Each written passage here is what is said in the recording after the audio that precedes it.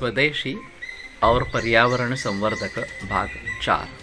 तो अभी के मौके का हमें फ़ायदा उठाना चाहिए कि हम स्वदेशी या आत्मनिर्भर भारत इसके ऊपर जिक्र करेंगे, लेकिन उसके साथ में पर्यावरण का संरक्षण और पर्यावरण संवर्धन ये दोनों चीज़ें भी रखेंगे, उसका पालन करेंगे।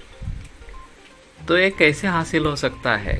भारत एक कृषि प्रधान देश है और अभी बाकी भी अंगों में भारत का विकास हो रहा है, लेकिन फिर भी हमारे यहाँ कृषि का क्षेत्र काफ़ी ज़्यादा इस प्रकार का है।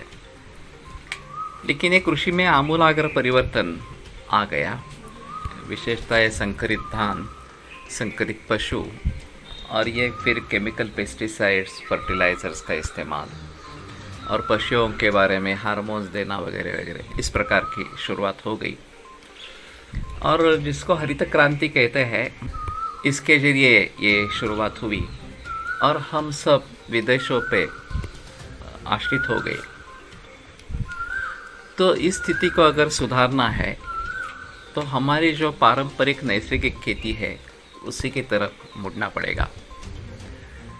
अभी फिर से इसको प्रोत्साहन मिल रहा है, खास करके जो देसी गायें हैं उनका हम अगर संवर्धन करेंगे तो उसके आधार पर नैसर्गिक खेती या पारंपरिक जो खेती है वो फिर से हम लेके आ सकते हैं और उसके आधार पर बाकी भी कुछ उद्योग शुरू हो सकते हैं।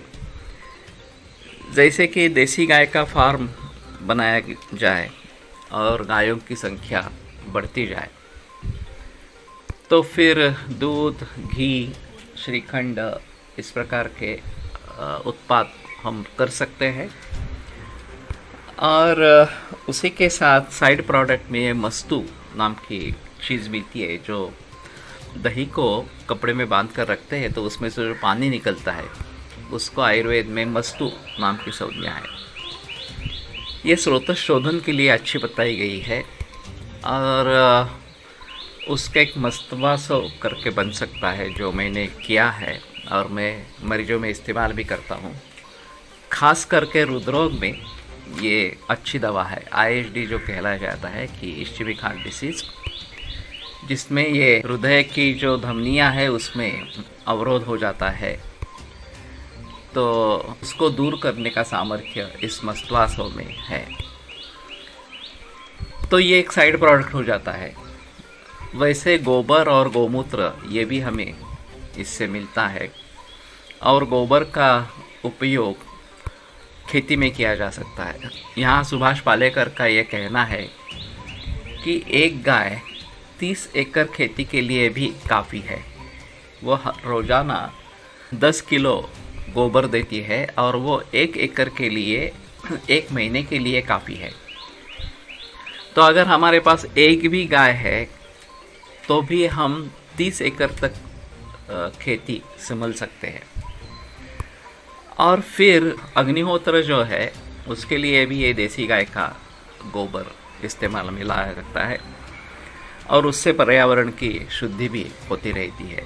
खास करके अभी के कोविड-19 के एपिसोड में और पैंडेमिक में वातावरण की शुद्धि अगर ज़रूरी है तो इसमें गोबर भली भांति इस्तेमाल में आ सकता है। सूर्योदय सूर्यास्त के समय इस प्रकार का गोबर जलाएंगे, उसके साथ थोड़ा देसी गाय का घी और थोड़े चावल इस प्रकार के जलाएंगे तो वातावरण की शुद्धि होती रहती है।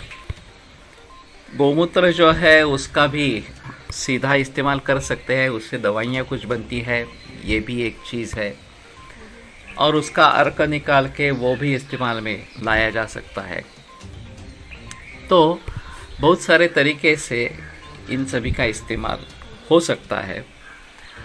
तो अगर इस दिशा में हम प्रयास करेंगे तो ये आत्मनिर्भर भारत, जैसे नेदरलैंड्स एक पूरे यूरोपीय कंट्री का दूध सप्लाई करने वाला देश है, उसी प्रकार भारत में भी ये हो सकता है। तो हमें सिर्फ उस दिशा से विचार करने